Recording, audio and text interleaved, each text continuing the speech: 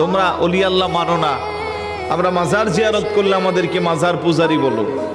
আফসোস হয় তোমাদের জন্য, আমরা তো মাজারে পূজা করি না। আল্লাহর নবী বলেন, কুনতু নাহাইতুকুম আন জিয়ারাতিল কুবুর আলআন আলা ফাজুরুহা ফাইন্নাহা তুযাক্কিরুল আখিরা ফাইন্নাহা তুযাক্কিরুল মাউত। ইসলামের প্রথম যুগে যদিও রাসূলুল্লাহ কবর জিয়ারতকারীকে নিষিদ্ধ করেছিলেন, পরবর্তী সময়ে বলেছেন এখন থেকে তোমরা বেশি বেশি কবর জিয়ারত করো। কবর জিয়ারতের মাধ্যমে তোমাদের মৃত্যুর স্মরণ হবে, কবর জিয়ারতের মাধ্যমে তোমাদের পরকালের স্মরণ হবে। বড় করে বলি সুবহানাল্লাহ। এখন আপনারা বলবেন হাদিসে তো কবর আছে, আপনারা মাজার কেন বলেন?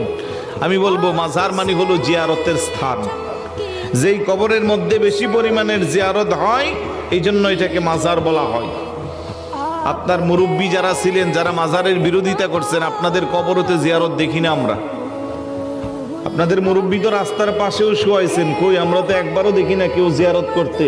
কিন্তু আমাদের আখাবার আছে, ইমাম শেরে বাংলা রহমতুল্লাহ আলাই যান এখন রাইতের 12টা, যান 1টা, যান রাইতের 2টা, যান 4টা, আশিকে রাসূল